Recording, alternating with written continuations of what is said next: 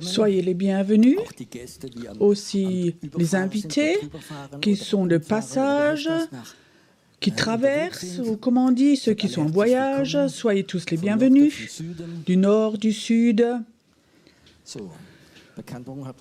Les annonces, il n'y en a pas encore eu, mais il y en a beaucoup. Le plus important, il y a bientôt une école biblique. Mi-août, c'est presque plein déjà. Inscrivez-vous vite. Pour dormir, il n'y a plus de place. Et ceux qui maintenant veulent dormir debout, ça va, ça? Ouais.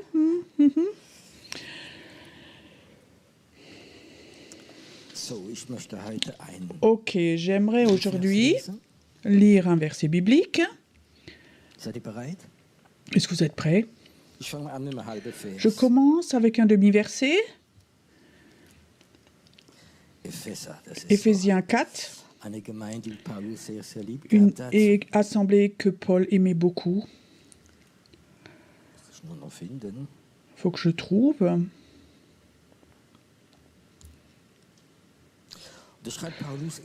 Et Paul écrit, il est en prison, c'est le prisonnier du Seigneur, a marché d'une manière digne de la vocation qui vous a été adressée. Et là, Paul dit simplement que nous devons marcher d'une manière digne pour cette vocation que nous avons. C'est quoi un appel? À l'époque, on me demandait souvent quel est le titre de la prédication. Ça n'existe plus, mais le diamant dans ta vie, en toi. Dieu, à chacun qui se convertit, a donné un diamant brut. Et si tu avais un diamant, imagine tu avais un diamant, t'offre, cet après-midi, ça va devenir intéressant. Maintenant, je t'offre un diamant qui vaut 5 millions. Est-ce que tu le mettrais simplement dans ta poche comme ça? Oui. Et après, quand tu sors ton mouchoir, le diamant est perdu. Tu ferais attention à ce diamant, c'est juste ça? Et je crois qu'il faut que nous fassions attention à notre appel, comme si c'était un diamant très, très précieux. Moi, personnellement, je ne peux pas me séparer ma vie et mon appel. Ça, c'est une chose. Sans appel, pour moi, la vie n'est pas intéressante.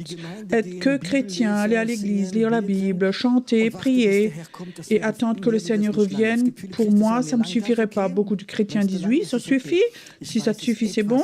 Mais moi, je sais, il y a quelque chose en moi que Dieu m'a offert et ça, j'aimerais tout le recevoir. Je te dis encore, je vais expliquer ce que c'est l'appel pour que vous compreniez. Je connais une femme et elle racontait son témoignage. Elle n'était pas croyante, elle n'avait rien à voir avec Dieu, l'Église non plus, mais elle croyait en une chose, c'est la voyance. Et elle allait chez un voyant, ça l'intéressait, quel plan il y avait pour sa vie. Et ce genre de personnes, il y a plein de monde. Qu'est-ce qui va arriver dans ma vie? Tout le monde veut savoir. Alors elle va chez le voyant, il avait une boule de cristal, c'est une femme, et elle racontait... Et elle dit, elle voit, c'est presque prophétique, je vois pour ta vie. Tu vas te marier, tu auras un mari, il sera militaire, tu vas avoir 3 enfants, un de ces 3 enfants est malade.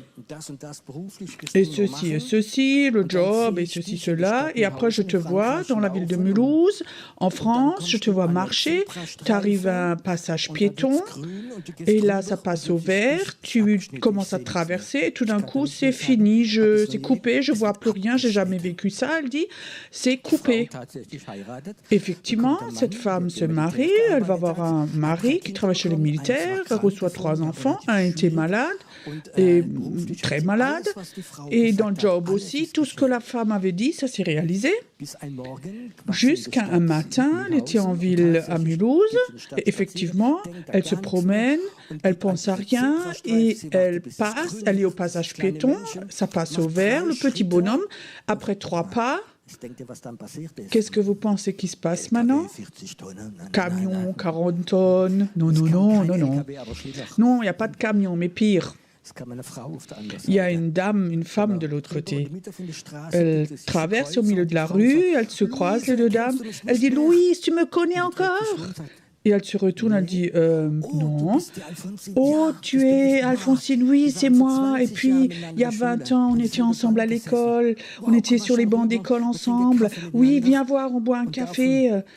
Et là, et avant qu'elle boive un café, il faut que je te raconte quelque chose. Elle dit, moi, j'ai appris à connaître Jésus. Il a changé ma vie. Je me suis convertie. J'ai eu la délivrance. Jésus, il a tellement transformé ma vie. J'ai la paix et mes peurs sont parties. Et l'autre dit, et là, sur le trottoir, ça aussi, je veux la voir. Et elle prie pour elle et elle est née de nouveau ici. Qu'est-ce qui s'est passé? Un plan a été coupé et un autre plan a commencé. Ça signifie, quand toi, tu donnes ta vie à Jésus, tu es né de nouveau, il y a un nouveau plan qui commence. Et dans ce plan, il y a ton appel. Le vieux est enlevé et le nouveau commence. Chaque personne qui consciemment donne sa vie à Jésus-Christ, sa volonté, son cœur le donne à Jésus, le donne, il y a quelque chose en lui qui s'appelle un appel, un plan, ce que Dieu voudrait faire de ta vie. Je trouve que c'est dommage parce que je crois qu'il y a des milliers de personnes qui sont des gens gentils et ils vont au ciel, ils sont morts et après Dieu leur montre ce que Dieu aurait voulu faire de leur vie. Et je crois que ça, c'est un moment terrible. Et moi, je veux te dire, moi, j'espère que tu ne vivras pas cela. Qu'un jour, que tu sois devant ton Dieu et tu dis, je ne savais pas qu'il y avait autre chose. Je ne pouvais pas croire tout cela. Moi, je te dis, si tu donnes ta vie à Jésus-Christ, tu as une nouvelle vie, tu as le pardon et automatiquement, tu reçois un appel qui est en toi. Amen. Et ça, c'est quelque chose qui est important. Cet appel est tellement important. Ça donne une telle force. Je vous ai déjà raconté, j'ai un ami en France et très jeune, il avait fait un apprentissage en tant que menuisier. Et à l'époque, comme c'était dans la 2e année de son apprentissage, il avait mis sa main dans la scie et il y a 2 doigts qui ont été coupés. Ils ont mis les doigts dans la glace, ils sont allés à l'hôpital et le chirurgien dit « Je suis désolé, les doigts sont tellement abîmés, on ne peut pas les recoudre. » Alors il a voulu consoler le jeune homme. Il dit « Mais tu sais, il y a de bonnes prothèses aujourd'hui, tu peux avoir une vie normale. » Et l'homme dit « Tu sais, monsieur docteur, moi j'ai un appel. Dieu m'a appelé à être un leader de louange, à jouer au piano, et ça ne va pas avec 8 doigts. Il faut que vous les recousiez, il faut que vous les recollez. » Et le médecin était tellement choqué de ce que ce jeune homme a dit, et il disait « J'ai jamais entendu, j'y crois pas, mais je vais quand même essayer. » il dit. Et alors, il a recousu les doigts. Et je peux te dire, 20 ans plus tard, il joue toujours encore au piano avec 10 doigts. Ça, c'est la puissance et la foi d'un appel. Et je le dis encore, toi, tu as un appel quand Jésus-Christ est ton maître, sauveur dans ta vie, tu as un appel. Et je crois que c'est quelque chose de très important. Je veux te dire encore quelque chose. C'est important que nous apprenions à aimer notre appel, à la chérir et à l'accepter. Tu dis oui, si j'ai de la chance, peut-être que je rentre pas. Non, c'est autrement. Il faut que tu combattes pour rentrer dedans. Il faut que tu dises Seigneur, je veux, dis-toi, je veux. Oui, c'est bon. Oui, je suis au bon endroit. C'est tellement important. Je veux l'avoir. Si Dieu, tu as un plan pour moi, si tu as un appel pour moi, je veux rentrer dedans, je veux le remplir. Et je vais être comme Paul et dire quand je suis en haut, j'ai fait tout ce que je pouvais. Et maintenant, je reçois ma couronne. Je ne veux pas monter un jour et dire Pierrot, tu es sauvé. Tu vas dans le club des sauvés. Mais je veux rentrer et tout ce que je pouvais faire pour mon Dieu, qu'il avait prévu, les bonnes œuvres qu'il a préparées d'avance pour moi, je veux les faire et j'espère toi aussi. Alors il y a encore un chemin, il n'est pas toujours facile et ces phrases que j'ai vues, je veux vous lire.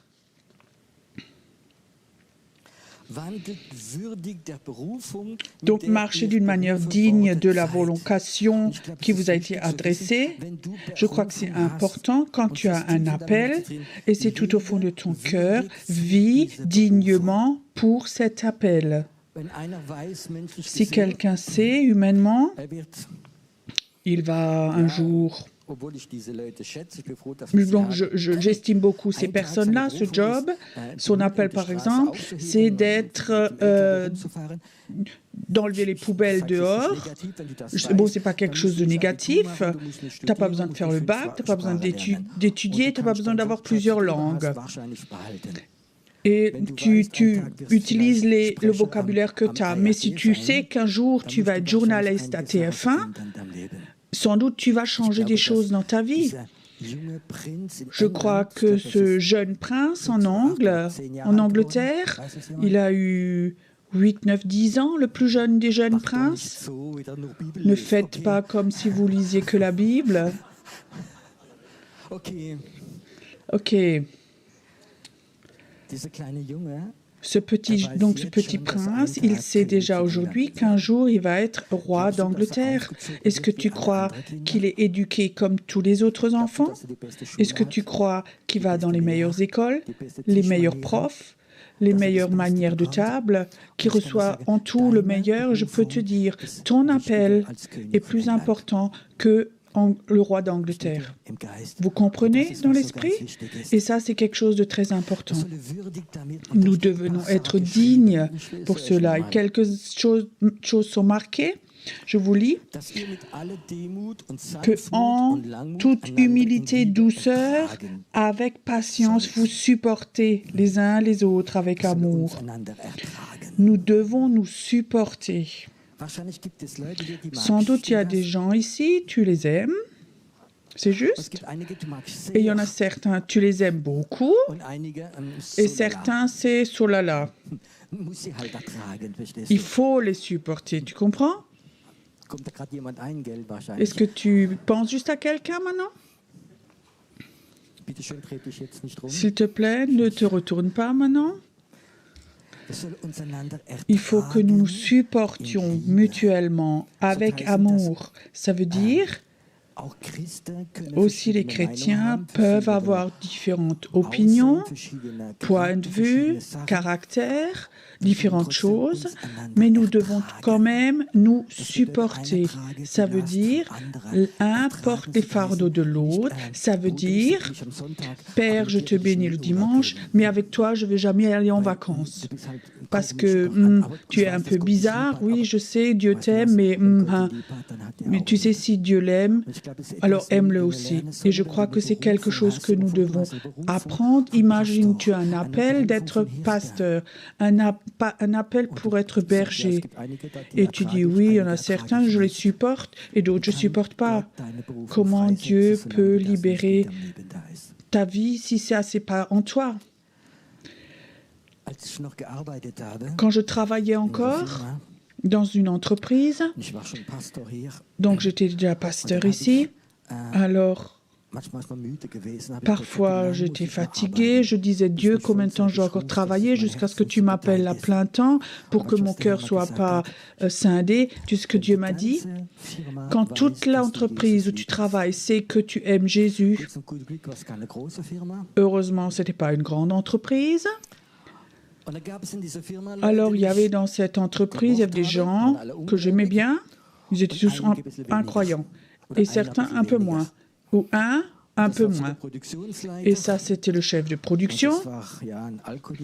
C'était un alcoolique, un peu violent et qui maudissait aussi. Et au niveau caractère, pas très stable. Je savais que ça, c'était le prochain. Et avec celui-là, j'ai commencé. Je savais maintenant, ça va donner du stress, mais je vais commencer avec lui le lundi matin. Le lundi matin, je suis le chef de production. J'ai dit bonjour, bonjour, il me regarde.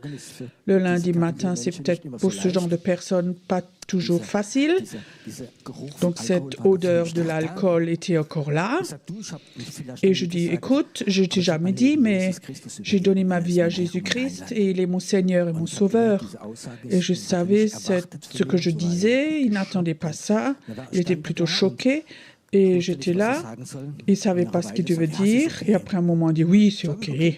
Je dis, OK.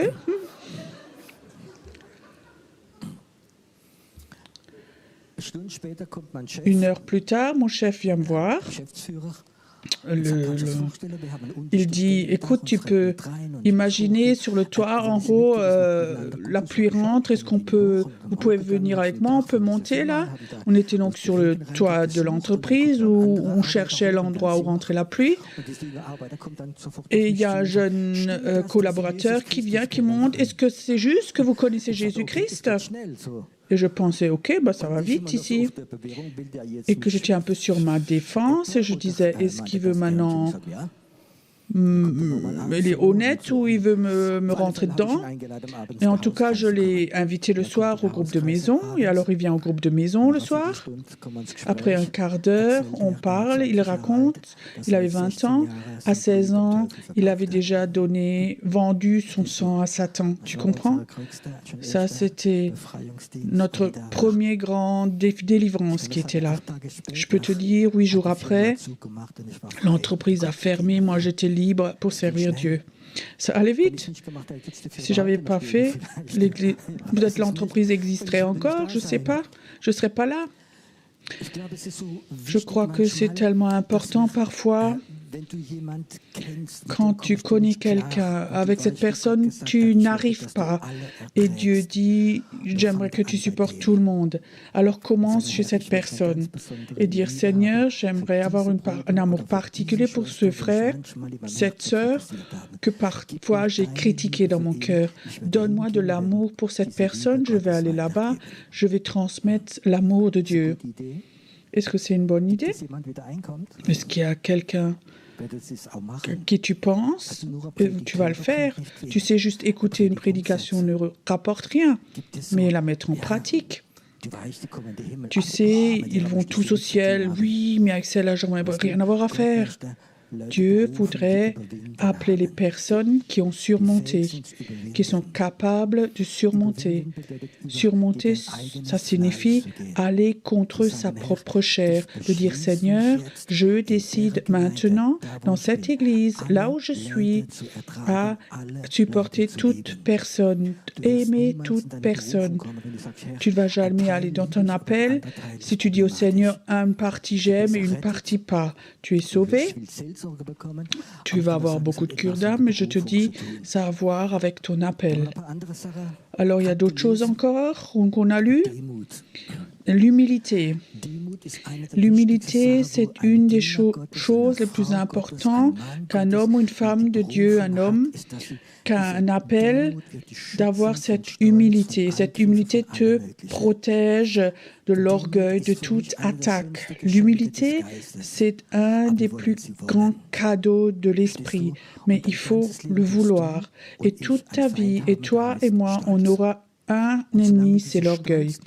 Et aussi longtemps que cet orgueil peut diriger ta vie, tu ne peux pas rentrer dans ton appel.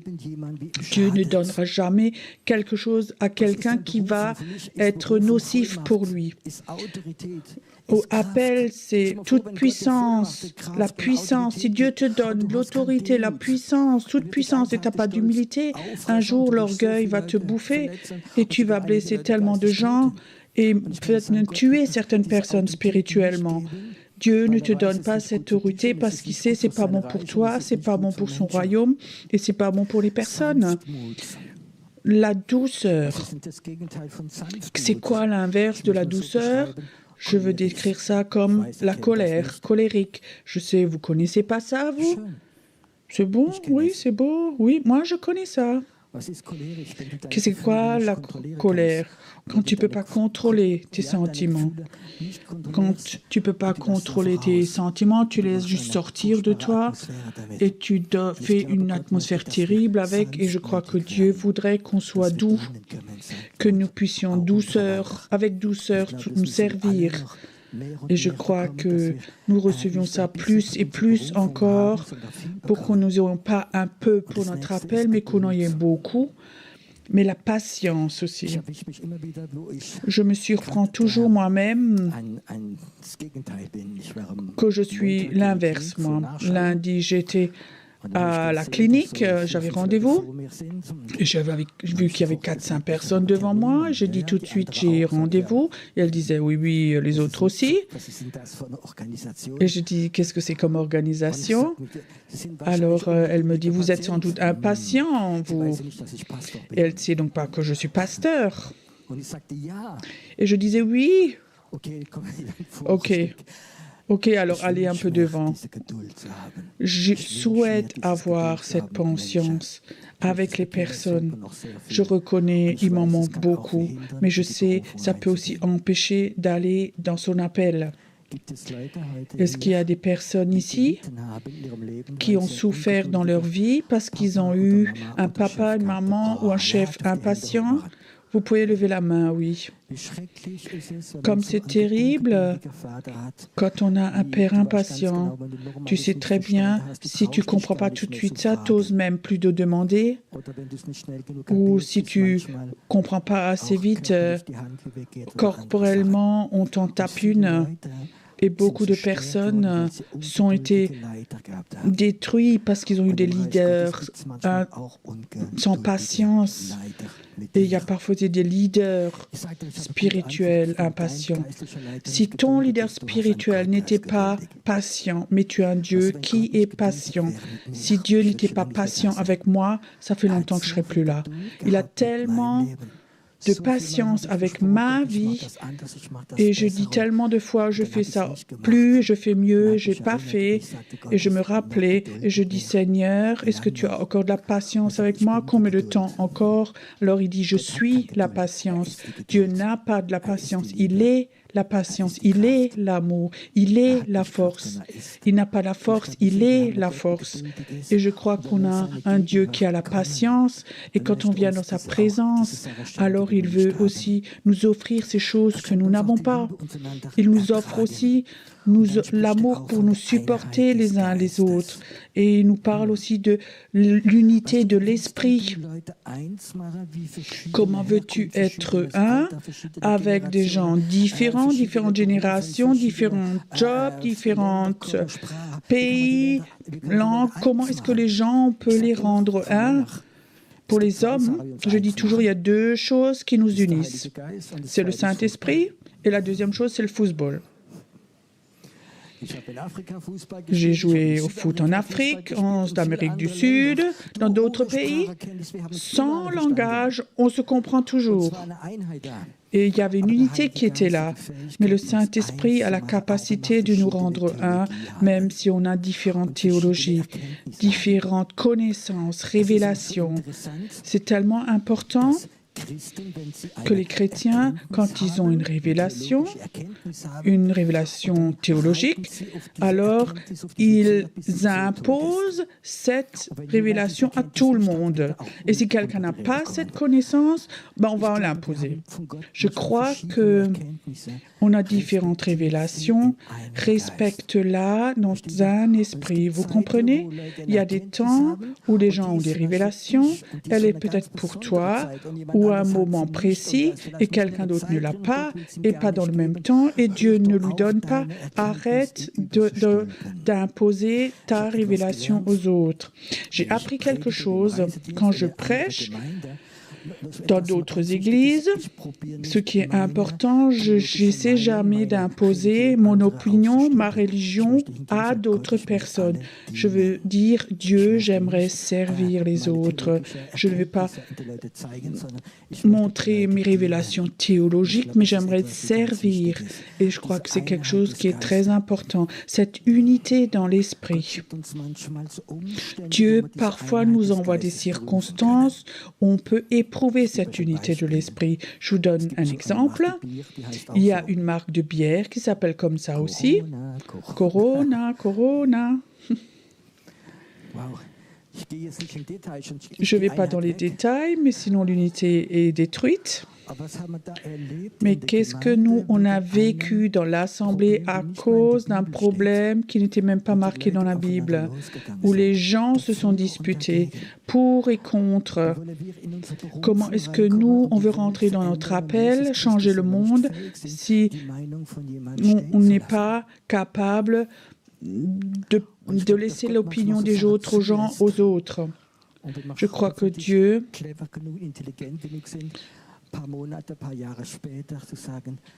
et qu'on est parfois capable de laisser l'opinion aux autres. Et parfois, avec le recul, on voit que les choses n'avaient pas la peine de s'imposer.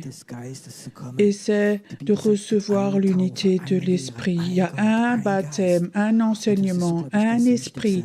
Et ça, c'est tellement important. Apprendre de rester dans cette unité, de la garder. Je peux parler encore de ce thème, mais je veux encore aller plus loin dans un verset. Cette unité par le lien de la paix. Je lis encore dans le verset 22.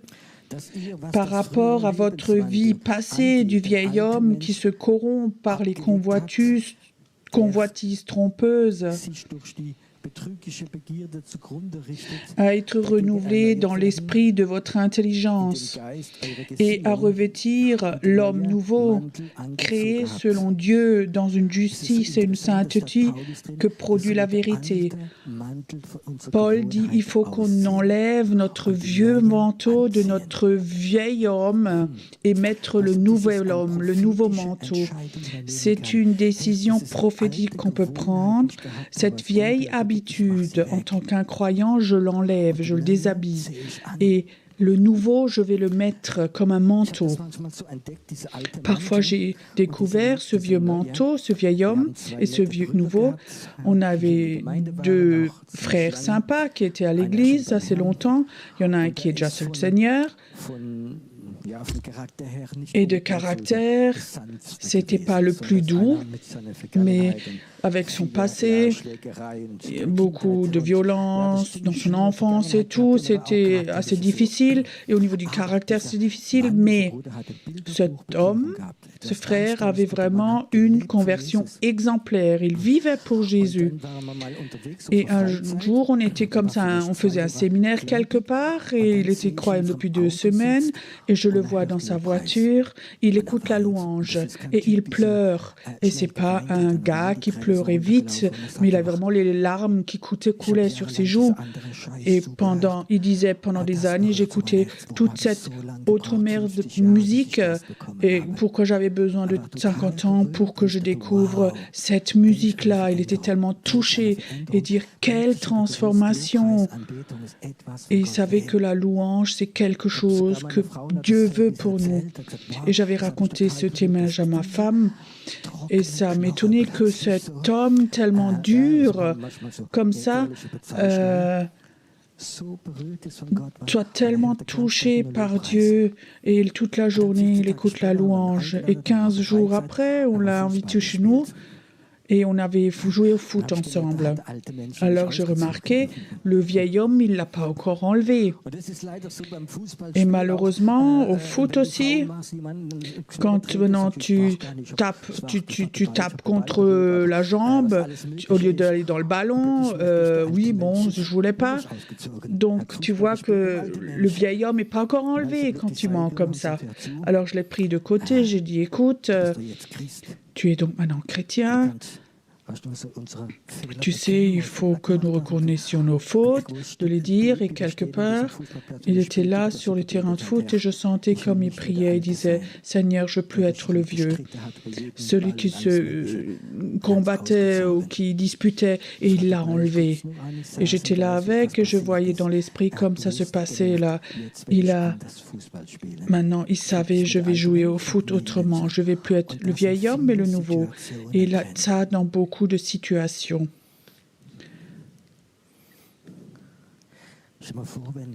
Imagine cet après-midi qu'il y avait un moment très spécial, un temps de grâce très spécial où Dieu dit « Est-ce que tu voudrais enlever ce vieil homme, ce vieux manteau, là où peut-être tes enfants souffrent, peut-être ton mari, ta femme ou d'autres personnes souffrent de cela.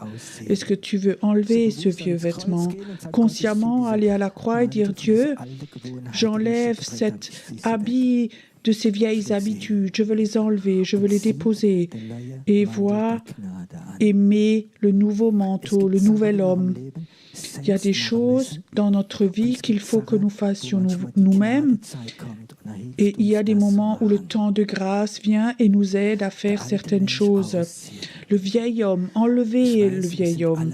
Je sais, nous sommes tous nés de nouveau, pleins de Jésus, nous l'aimons, mais parfois nous nous surprenons nous-mêmes. Comme le vieil homme, le vieux manteau est toujours encore là. Vous connaissez ça? Et je crois que c'est bon d'aller chez Dieu de temps en temps et de dire « Dieu, j'ai vu, j'aimerais maintenant l'enlever. Je ne veux plus l'avoir maintenant. Je ne veux plus l'avoir maintenant. » Dans notre famille, dans ma famille, depuis des générations, il y a un problème, ça s'appelle des crises de colère. Et je ne sais pas si tu connais, ce n'est pas une colère normale, mais c'est vraiment ces crises où tu ne peux pas contrôler. Et à l'époque, je me surprenais, ça venait. Normalement, quand quelqu'un s'énerve, de préférence, je vous t'en taper une. Et les pensées... Alors je voyais souvent comme ma main était déjà partie dans le visage de l'autre, sans que je voulais. Comme ça, cette crise de colère, c'est un peu plus rapide que tes pensées. Alors j'ai appris à connaître Jésus et cette colère venait à des moments précis et un moment où il venait, c'était surtout en voiture. Peut-être certains hommes peuvent comprendre. J'étais nouveau converti, j'aimais Jésus, je faisais la louange, j'étais en voiture sur cette route-là qui va vers Ikea, la dernière, et quelqu'un m'a pris la priorité, j'ai dû freiner et j'ai klaxonné, il m'a montré le doigt et c'est monté tout d'un coup. Heureusement, il a une voiture plus rapide que moi, mais je sentais si je l'avais attrapé. Et alors je suis au prochain parking et ça m'a tellement choquée de dire Pierrot, tu es un enfant de Dieu et maintenant de préférence tu serais sorti, tu aurais tabassé cet homme maintenant. Et pour moi c'était quelque chose qui était très grave. Ça m'a choquée et je sais encore, j'étais là et j'étais assise dans ma voiture, je pleurais, je dis mais pourquoi je suis donc encore comme ça? Pourquoi est-ce que cette colère est encore là? Je suis donc chrétien. Alors je disais, Seigneur Jésus, s'il te plaît, enlève-moi ces crises de colère. Je ne veux plus jamais devoir taper ou vouloir quelqu'un, taper quelqu'un. Et je sais, à ce moment, je sais que c'est parti. C'est plus jamais revenu. Et c'est surtout les moments, c'est à ce moment où je pouvais enlever ce manteau et je pouvais remettre le manteau de la grâce. Je crois, un appel, c'est quelque chose de très important. On peut prêcher beaucoup sur ça quand le réveil vient. Beaucoup d'entre vous, donc l'appel va être libéré et ça va être très fort, mais on vit dans un moment de préparation et je crois qu'il y a des moments très précis de grâce où consciemment, où le Saint-Esprit te touche et tu dis, j'enlève ce manteau de cette vieille vie, de cet vieil homme que j'arrive pas à me débarrasser consciemment cet après-midi, je vais l'enlever. Ou si tu l'entends chez toi, peu importe où tu es, de l'enlever. Peut-être cet après-midi, c'est un moment comme ça pour toi, pour moi, pour nous, d'enlever le vieil homme et d'habiller le nouvel homme. Le nouvel homme.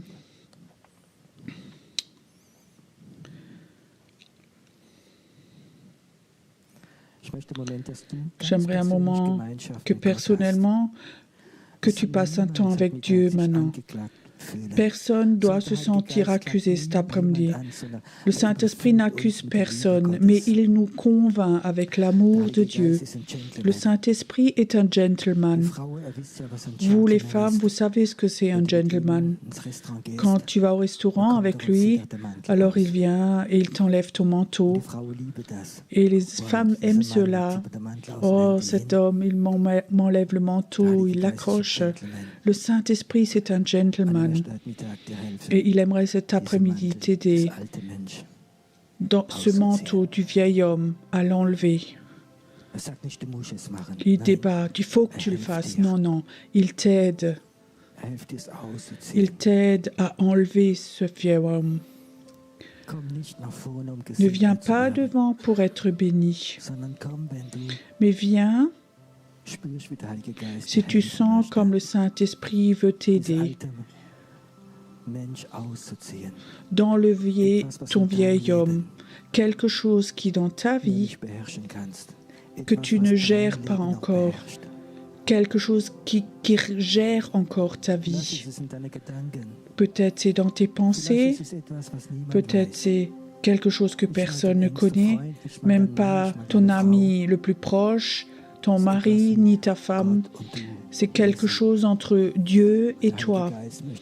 Et le Saint-Esprit voudrait que tu te déshabilles, que tu l'enlèves. Est-ce que tu veux que je t'aide?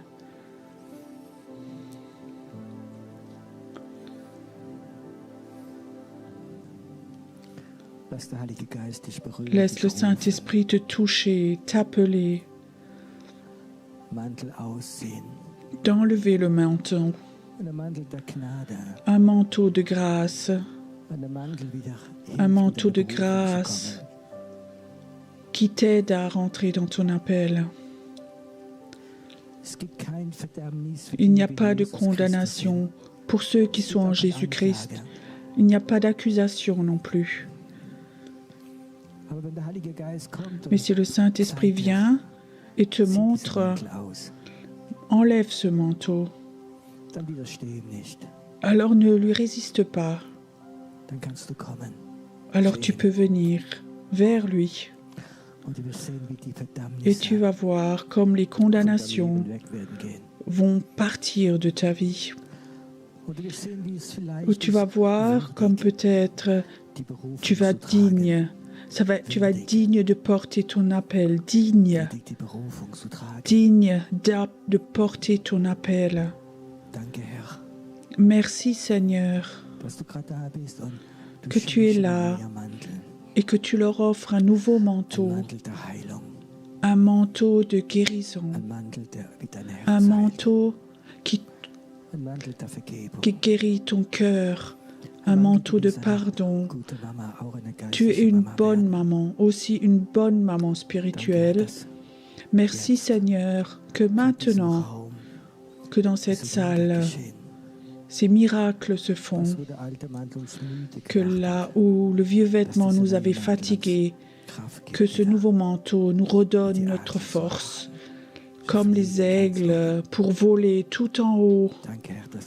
Merci Seigneur que le vieux manteau s'en va et que cet aigle est de nouveau là, ce prophétique.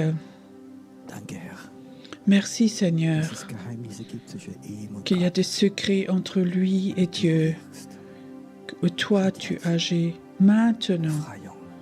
Libération dans son esprit de toute accusation.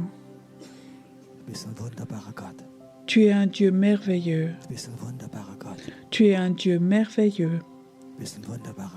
Tu es un Dieu merveilleux. Et merci Seigneur pour ces personnes devant, que maintenant, qu'elles soient touchées par Dieu. C'est un temps où la douleur s'en va. Un manteau qui la rend légère, toute légère maintenant. Merci Seigneur. Seigneur, que maintenant tu agis, Seigneur, que l'accusation n'a aucune place ici. Le Seigneur dit, je ne veux accuser personne. Le Saint-Esprit étend la main de Dieu maintenant, je l'accepte maintenant. Ce vieux vêtement, ce vieux manteau, ça se passe maintenant. Ça se passe maintenant. La mort, l'esprit de mort ne va plus régner, ni dans tes pensées, ni des pensées de mort. Ça va être des pensées de vie, tu vas les transmettre. C'est ton appel d'encourager les personnes. Merci Seigneur que cet après-midi, en cet endroit, ce manteau nouveau de la grâce, qu'il va venir. Il va venir, Seigneur. Ils vont rentrer chez eux, ils vont être rafraîchis. Ils vont être rafraîchis, restaurés. Quand ce manteau de grâce vient, il y a une paix surnaturelle qui vient, une paix surnaturelle, une paix, une paix, une paix. Ça vient?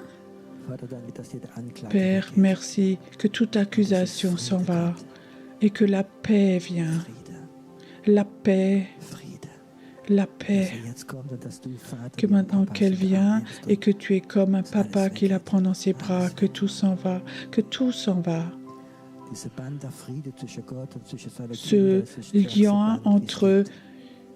Ce lien entre père et enfant, c'est le plus fort qui existe.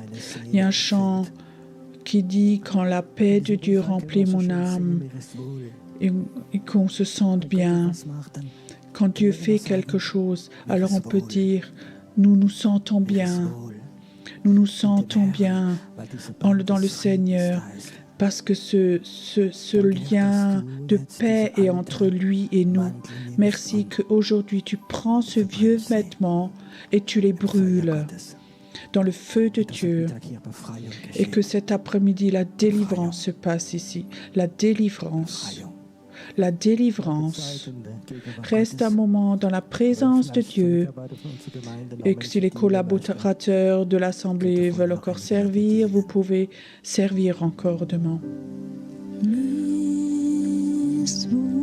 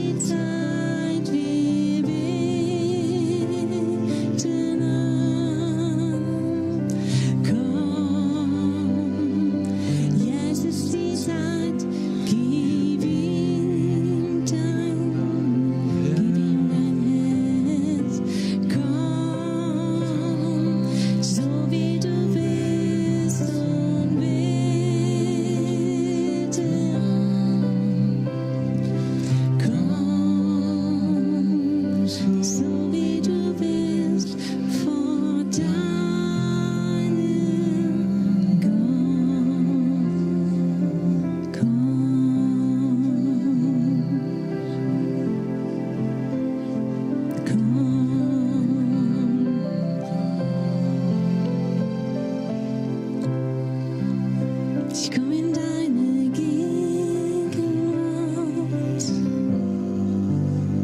komm in deine Herrlichkeit. Ich komme in deine Gegenwart, komm in deine Herrlichkeit. Komm.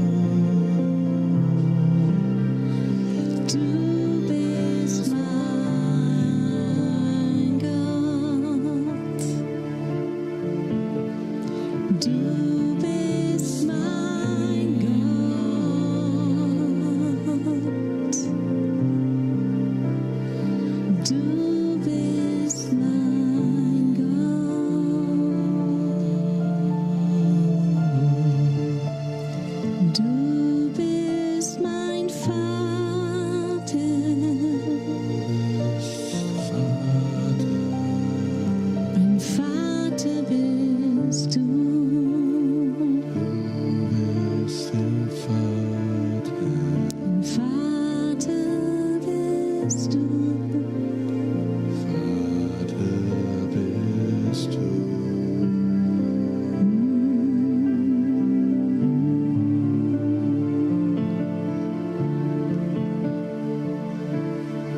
Du bist mein Gott. Du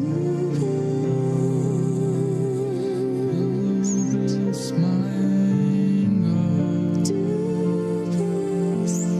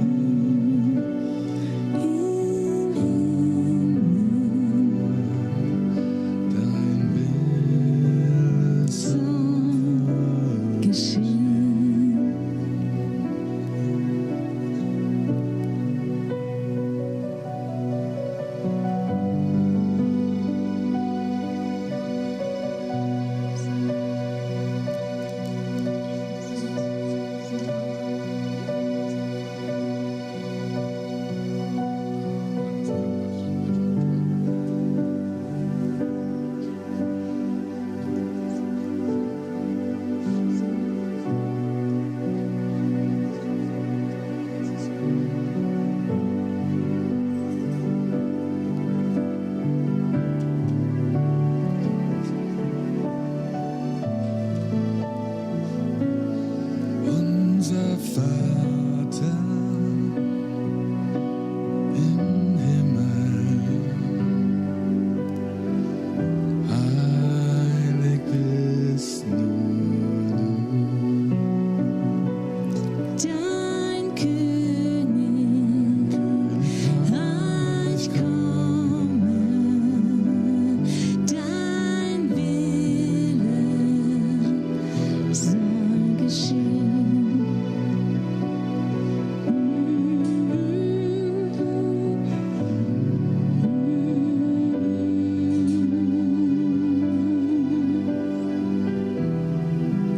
Dein Wille soll geschehen.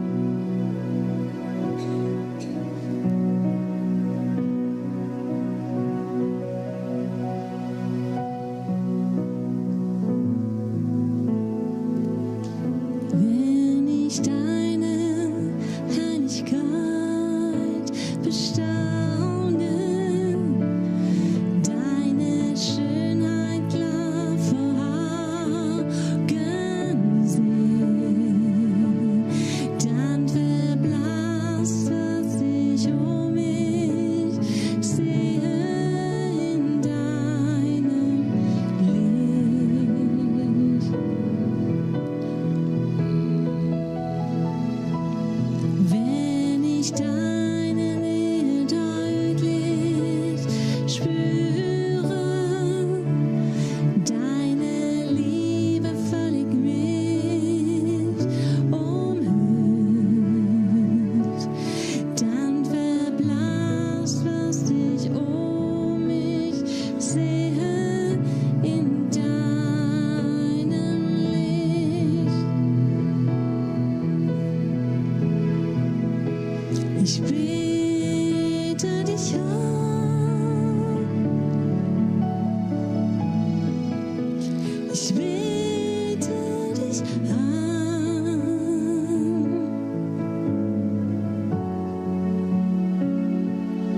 Dich allein anzubeten ist meines Lebens Sinn.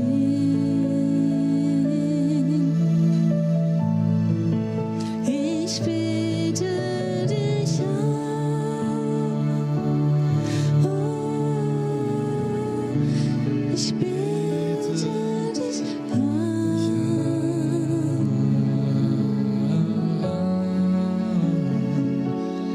Dich allein anzubeten ist meines Lebens Sinn.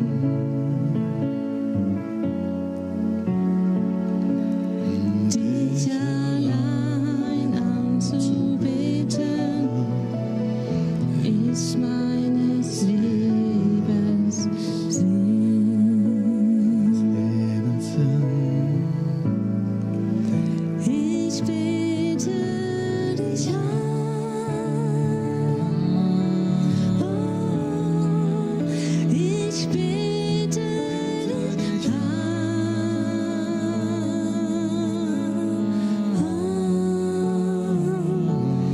Dich allein anzubeten ist meines Lebens Sinn.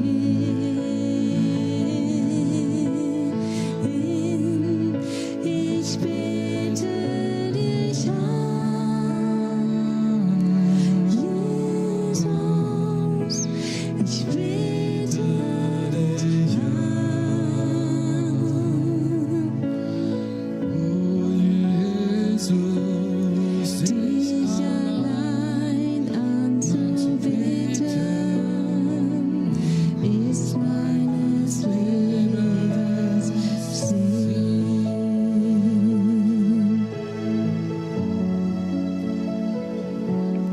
Dich allein anzubeten ist meines Lebens Sinn.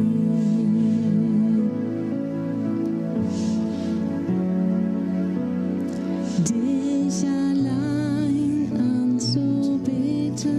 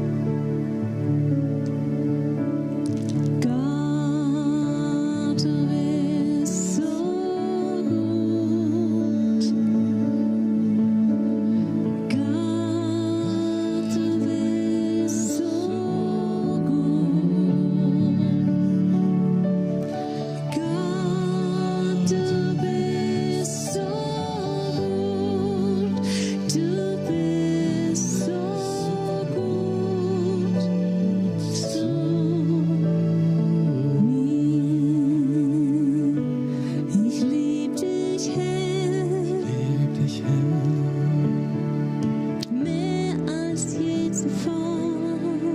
Ich lieb dich, Herr, mehr als je zuvor. Ich lieb dich, Herr, mehr als je zuvor. Ich lieb dich, Herr, ich lieb dich, Herr. I love you, Lord, more than yesterday. I love you, Lord, more than yesterday. I love you, Lord, like never before. I love you, Lord. I love you, Lord. I love you, Lord, more than yesterday. I love you, Lord, more than yesterday. I love you, Lord, like never before. I love you, Lord. I love you, Lord. I love you, Lord, more than yesterday. I love you, Lord, more than words can say. I love you, Lord, like never before. I love you, Lord. I love you, Lord. Ich lieb dich, Herr, dich, Herr, mehr als je zuvor. Ich lieb dich, Herr, mehr als je zuvor. Ich lieb dich, Herr, mehr als je zuvor. Ich lieb dich, Herr, ich lieb dich, Herr.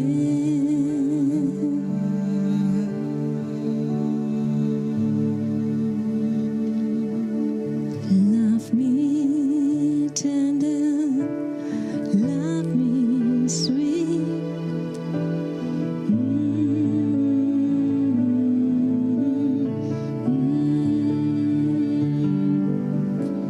Love me tender, love me sweet.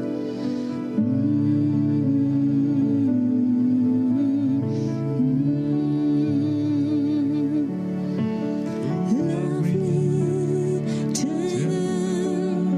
love me sweet.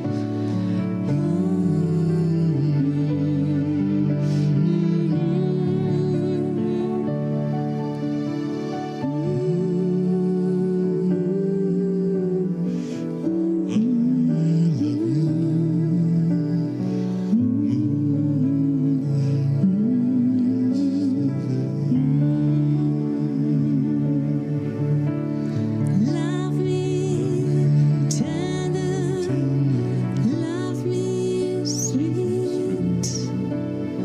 Oh, da, da.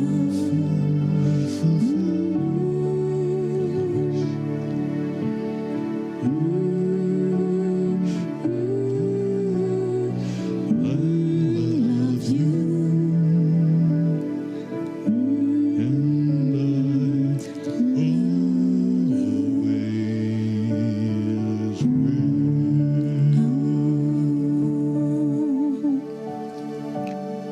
Und so wollen wir uns verabschieden. Wir wollen dir sagen, Jesus, wir lieben dich für alle Zeit. Dein Reich komme, dein Wille geschehe. In Deutschland, in der Schweiz, in Österreich und in den Nationen.